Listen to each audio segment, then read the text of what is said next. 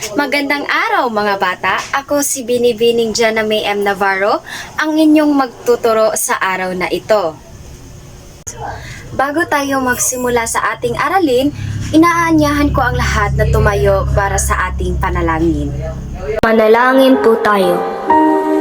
Panginoon, maraming salamat po sa binigay ninyong pagkakataon upang kami ay matuto. Gabayan mo po kaming lahat upang malinang ang aming isipan at maunawaan ng lubos ang mga leksyon na ituturo sa amin. Pagpalain niyo po ang aming mga guro sa matiyagang pagtuturo at pag-aatid sa amin ng mga leksyon sa araw-araw. Maraming salamat po, Panginoon. Ikaw po ang aming sandigan at lakas. Amen. Magandang araw mga bata, kamusta kayong lahat? Mabuti. Sino nga ba ang sekretarya dito? Maaari mo bang isulat kung ilan ang liban? Maraming salamat. Bago tayo dumako sa bagong paksang ating tatalakayin, ano nga ba ang huling paksang ating tinalakay? Tama, ito ay awiting bayan. Ang awiting bayan o kantahing bayan ay isang uri ng sinaunang tula na naging tanyag bago pa dumating ang mga Kastila. Nagsimula bilang tula na may sukat at tugma at kalaunan ay nilapatan ng himig. At meron itong 12 uri ng awiting bayan. Una, kundiman. Ito ay awit sa pag-ibig ng mga Tagalog. Pangalawa, balitaw. Ito ay awit ng pag-ibig ng mga Bisaya. Pangatlo, dalit o himno, awit na panrelihiyon. Dungaw, awit ng mga Ilocano para sa patay. Kumintang, awit sa pakikipagdigma o pakikipaglaban. Uyayi o hili, awit ng pangpatulog ng bata. Diyuna, awit sa pamamanhikan o kasal. Kutang-kutang, karaniwang inaawit sa lansangan. Talindaw, awit sa pagpamamangka. Pangangaluluwa, awit sa patay ng mga Tagalog. Sambutani, awit ng pagtatagumpay. At ang huli ay maluway, awit sa sama-samang paggawa. Ngayon may ipapakita akong larawan sa inyo. Una, tingnan nyo ang mga larawan. Ano ang inyong napansin sa larawan? May nagmamano. Tama, naggigitara o naghaharana. Sa iyong palagay, nagagawa pa ba ang ganitong bagay sa ngayon lalo na sa kabataan? Marahil ay nagagawa pa, ngunit hindi na lahat ng mga kabataan. Bakit kailangang mapanatili ang mga kaugaliang ito hanggang sa mga sumusunod na henerasyon? Tama, ang mga kaugaliang ito ay nagsisilbing pagkakakilanlan ng isang kultura. Ito ang nagpapakita kung sino tayo bilang isang lahi at nagbibigay sa atin ng pakiramdam ng pagkakaisa at pagbubuklod. May ipapakita akong isang video. Pakinggan at panoorin ng mabuti dahil pagkatapos ay magtatanong ako.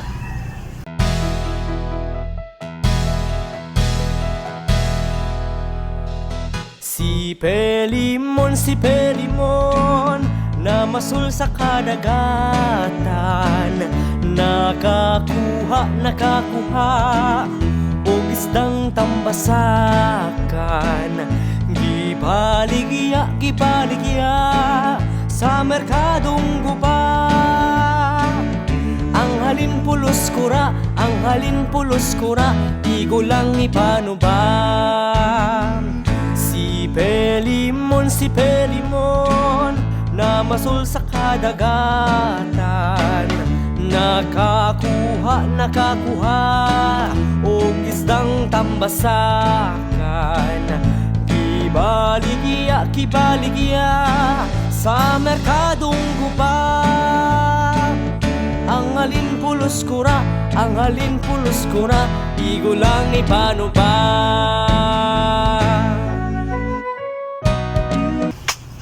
Pamilyar ba kayo sa awiting ito? Marahil ay hindi, marahil naman ay oo. Ano ba ang napapansin ninyo sa awitin? Ang tao ay namimingwit ng isda. Base sa inyong napakinggan, ano ang nais ipahiwatig ng awiting ito? Ito ay nagpapahiwatig na ang pangingisda ay isang mahalagang kabuhayan at libangan ng mga Bisaya. Tungkol saan kaya ang awitin? Tama, ito ay tungkol sa pangingisda na hanap buhay ng tao. Base sa mga sagot mula sa ating napanood o napakinggan, ano ang paksang ating tatalakayin ngayon? Tama! Ang paksang ating tatalakayin ay tungkol sa mga kulturang napakaloob sa awiting bayan. Makinig ng mabuti at tatalakayin natin kung ano nga ba ang kultura. Ang kultura ay nagpapakilala sa mga katangian ng isang bayan at ng kanyang mamamayan. Masasalamin sa kultura ang uri ng pamumuhay, kaugalian, tradisyon, paniniwala, relihiyon, wika, pagkain, panitikan, sining, kasuotan, hanap buhay, paninirahan at iba pa. Ngayon may ipaparinig ako sa inyong isang awiting bayan at kung ano ang kulturang ipinapakita o pinapahayag ng awitin.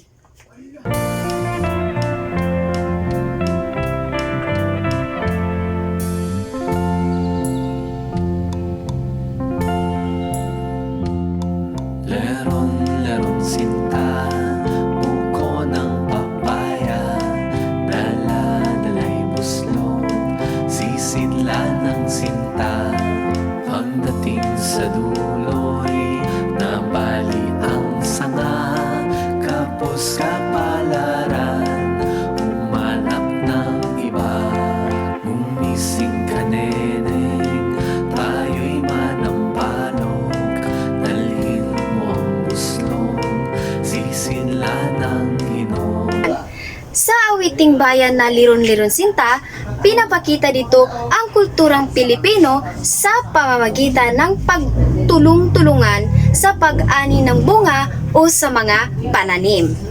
Ano nga ba ang kultura? Ito ay nagpapakilala sa mga katangian ng isang bayan at ng kanyang mamamayan. Sa palagay niyo ba, ang mga kaugaliang ito ay nagagawa o ginagawa pa hanggang ngayon? Marahil ang iba ay oo, marahil naman ang iba ay hindi. Bakit kailangang mapanatili ang mga kaugaliang ito hanggang sa mga sumusunod na henerasyon? Dahil ito ay nagpapakita kung sino tayo bilang isang lahi at nagbibigay sa atin ng pagkakakilanlan at pagkakaisa. Sa awiting Pilimon, ano ang kulturang ipinapakita sa awitin? Tama, pinapakita dito ang hanap buhay o pamumuhay ng mga Bisaya. Ano naman ang kulturang ipinapakita sa awiting Liron-Liron Sinta? Tama, ipinapakita dito ang kulturang Pilipino sa pamamagitan ng pagtutulungan. Ngayon ay may inihanda akong 4 na gawain. Hahatiin ko kayo sa 4 na grupo, bibigyan ko kayo ng iisang awiting bayan at susuriin kung anong kultura ang ipinapakita sa awitin at ilalahad ito ng bawat pangkat. Pipili lamang ng isa upang ilahad ang inyong ginawa. Naintindihan? Ang unang grupo ay Dandansoy, pangalawang grupo si Pilimon, pangatlong grupo ay Ili-ili Tulog Anay at pang-4 na grupo Magtanim ay Dibiro. Bibigyan ko lamang kayo ng 10 minuto para tapusin ang inyong gawain. Naintindihan? At ngayon ay titingnan natin kung tama ang inyong mga gawa. So ang unang grupo, ang kanilang awiting bayan ay si Pilimon.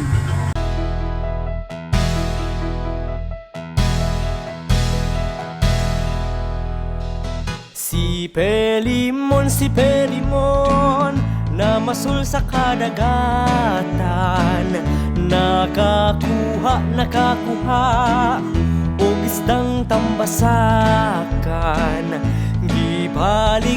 Gibaligya sa merkadong guba. Ang halin pulos kura, igo lang ipanubang. Si Pelimon na masul sa kadagatan, nakakuha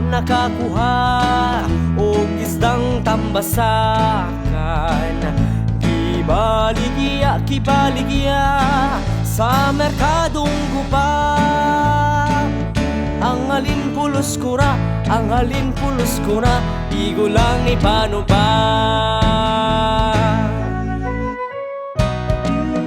So tingnan natin kung tama ba ang kanilang sagot. So ang kanilang sagot ay, ito ay nasasalamin ang simpleng pamumuhay at kahirapang dinanas ng mga mangingisda. So tama ang kanilang sagot. Dahil ang kantang Si Pelimon, ito ay naglalarawan sa mga mangingisda ng Kabisayaan.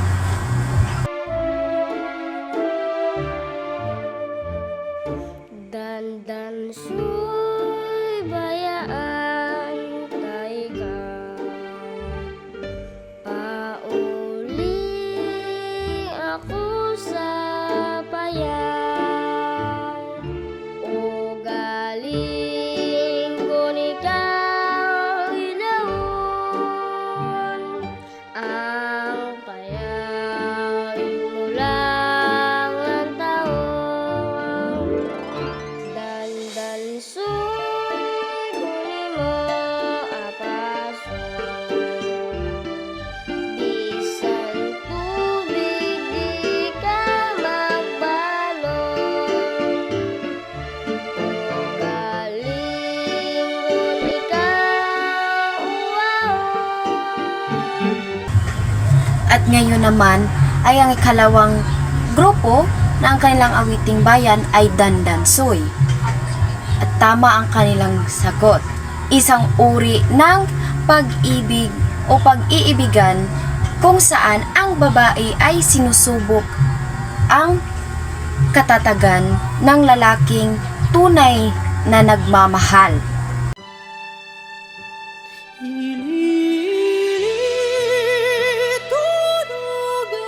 Tunuganay, wala diri, himong nanay, kadto tienda, bakal papay, ili tunuganay, mata ka na tabangan mo. Naman, dumako tayo sa ikatlong grupo kung saan ang kanilang awiting bayan ay Ili-ili Tulog Anay. So ano nga ba ang Ili-ili Tulog Anay? Ang kanilang sagot ay nagpapakita ito ng tradisyon nating mga Pilipino na kung saan ay inaawitan ng kantang pampatulog ang anak habang ang inay ay umaalis ng tahanan.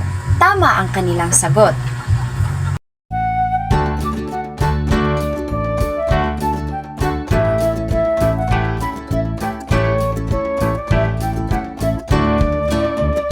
Magtanim ay di biro, maghapong nakayuko, di naman makatayo, di naman makaupo.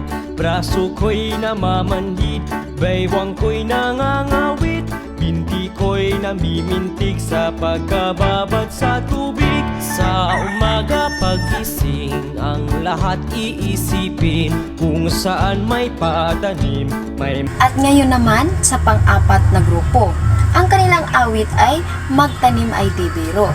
So ang kanilang sagot ay sinasalamin ng awiting ito ang pamumuhay ng mga tao at yun ay ang pagsasaka. Tama ang kanilang sagot. So bigyan natin ng 5 palakpak ang ating mga sarili. At ngayon naman, may mga tanong ako sa inyo. Sa palagay nyo ba, nakakatulong ang awiting bayan upang maipahayag ang kultura sa isang lugar? Tama. Sa pamamagitan ng awiting bayan na ipapakita ang mga tradisyon, paniniwala, pamumuhay at damdamin. Ano ang napapansin nyo o pinagkaiba sa mga awitin noon sa awitin ngayon? Tama. Ang mga awitin noon ay madalas tungkol sa kalikasan, pag-ibig, kultura at pamilya. Ngayon ay may mga awiting hindi na magandang pakinggan lalo na sa mga kabataan. Bakit kailangang pahalagahan ang ating kultura? Tama, dahil ito ang nagpapakilala sa atin bilang Pilipino. Para sa gawaing ito, panuto, ibigay ang kaugnayan ng awiting bayan at kultura gamit ang graphic organizer na mga hugis sa ibaba. Pagkatapos ay bumuo ng isang pangungusap tungkol dito. Isulat sa isang pirasong papel at pagkatapos ay ipasa sa akin. Maaari bang kumuha ng isang papel at sagutan ang mga sumusunod na mga tanong? Makinig, panuto, basahin at unawain ng mabuti ang bawat tanong. Piliin ang titik na tamang sagot at isulat ito sa inyong papel. Dahil pagkatapos, atin itong titingnan kung tama ang inyong mga sagot. Naintindihan? Unang tanong. Masasalamin dito ang uri ng pamumuhay, mga kaugalian, tradisyon, paniniwala, relihiyon, wika, panitikan, sining, hanapbuhay at iba pa. Letrang A, kultura. Letrang B, tradisyon. Letrang C, relihiyon. Letrang D, kaugalian. Pangalawa, ito ay nagsimula bilang mga tula o tugma na kalaunay nilapatan ng himig o melodya. Letrang A, pabula. Letrang B, alamat. Letrang C, awiting bayan. At letrang D, kwentong bayan.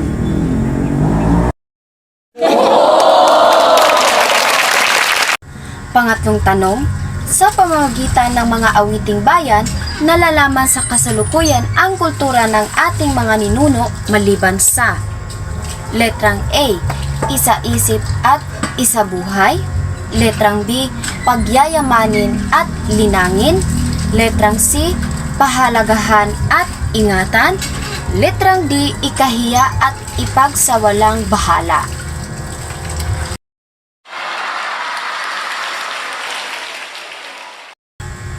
Pang-apat na tanong, si Maria ay mahilig makinig ng mga awiting bayan tulad ng Ili-Ili Tulog Anay. Sa iyong palagay, anong kultura ang kanyang ipinamamalas? Letrang A, pagmamahal ng kapatid. Letrang B, pagmamahal ng kaibigan. Letrang C, pagmamahal ng kasintahan. O letrang D, pagmamahal ng ina sa anak.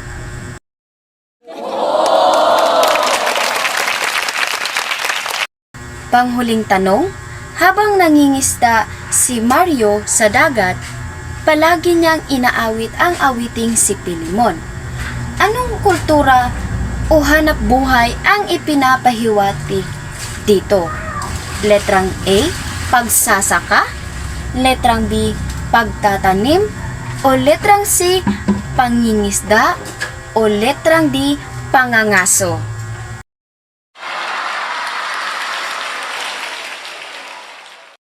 Para sa gawain sa inyong bahay, magsaliksik ng awiting bayan sa inyong lugar at isulat sa sagutang papel ang kulturang nakapaloob dito. Naiintindihan? Mabuti.